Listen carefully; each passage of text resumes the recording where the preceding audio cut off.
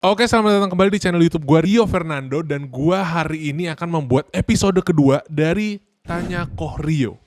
Ya, jadi di episode Tanya Koh Rio ini kalian bisa mengajukan pertanyaan-pertanyaan seputar self development, bisnis, digital marketing, apapun itu ya yang berhubungan dengan dunia itu ya. Kalian boleh langsung ajukan pertanyaan lewat DM Instagram atau biasanya gue juga buka question box di story Instagram. Nah, kalian bisa ngajukan pertanyaan dan nanti akan gue jawab satu persatu pertanyaannya secara mendetail di seri video ini. So, hari ini kita udah ada 3 penanya ya guys. Pertanyaan yang pertama dari Super Guest House ya. Apa bedanya ekspor dengan impor? BG. Bang maksudnya ya. Jadi apa bedanya ekspor dan impor, Bang? Oke. Ya, gue akan menjelaskan. Walaupun ini sebetulnya tidak perlu dijelaskan secara terlalu mendetail sih ya. Ini bisa kalian cari lagi di YouTube, bisa cari lagi di Google kalau memang kalian pengen penjelasan yang betul-betul mendetail ya. Tapi secara garis besar, ekspor adalah menjual suatu produk atau jasa ya. Produk berarti misalkan kita mau jual mainan, kita mau jual baju, kita mau jual apapun yang dalam bentuk produk barang gitu ya, ke luar negeri. Ya, jadi dari dalam Indonesia kita ekspor ke luar negeri. Atau jasa.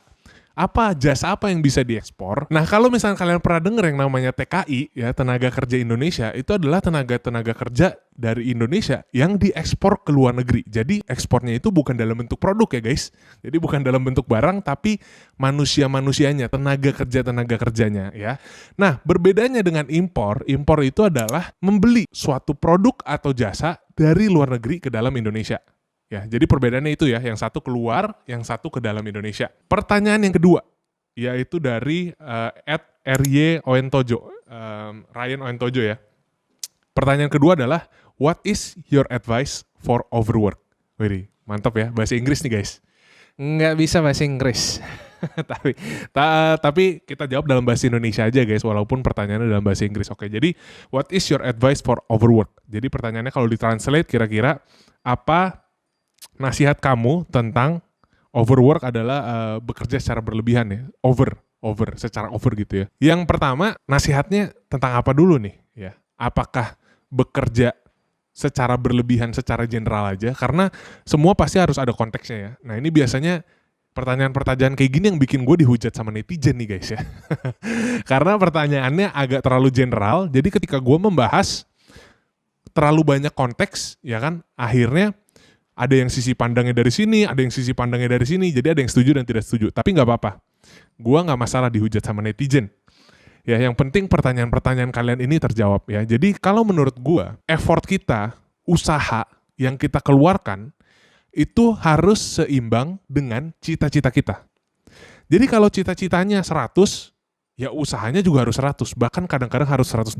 Kalau misalkan cita-citanya 50, ya kerjanya juga kira-kira sekitar 50 gitu. Yang kadang-kadang gue salah lihat adalah cita-citanya 100, tapi kerjanya 50. Atau cita-citanya 50, kerjanya 100. Tapi ini agak jarang terjadi sih ya, cita-cita 50, kerjanya 100 gitu ya. Jadi nasihat gue apa opini gue tentang overwork ya.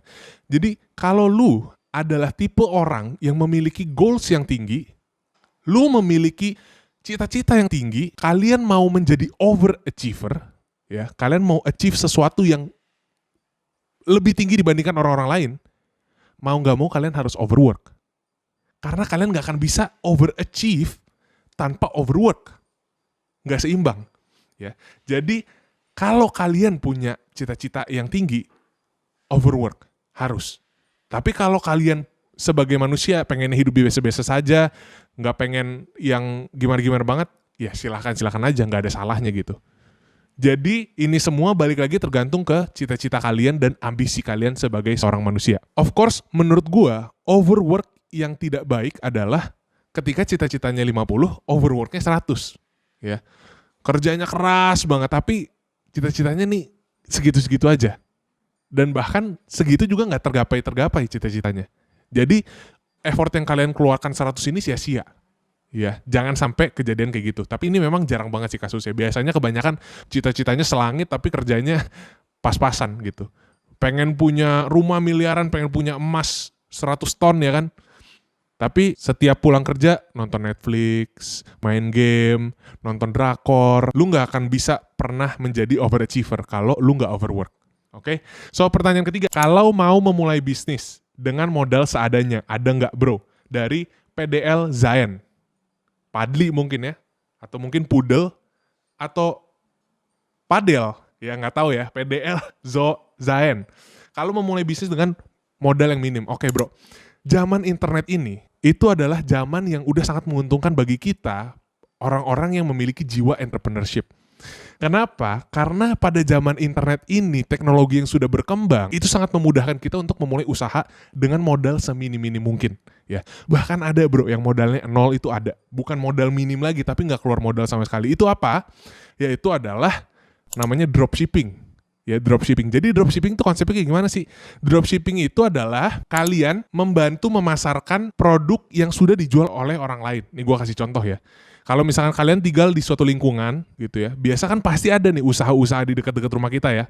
Misalkan contoh dia jualan makanan, ya kan? Kalian bantu nih, dia udah produksi makanan. Kalian cuma bantu ngejualin makanan dia doang. Dalam artian, kalian tawarin ke tetangga-tetangga kalian, mau nggak beli makanan? Tapi jangan bilang itu dari si penjual ini ya. Jadi kalian menganggap seolah-olah ini produk kalian nih. Kalian yang ngejual. Kalian ke tetangga-tetangga, mau nggak beli makanan, catering apa segala macam. Ketika orang itu mau, dia bayar, ya kan? Jadi dia bayar dulu, kita udah dapat modalnya.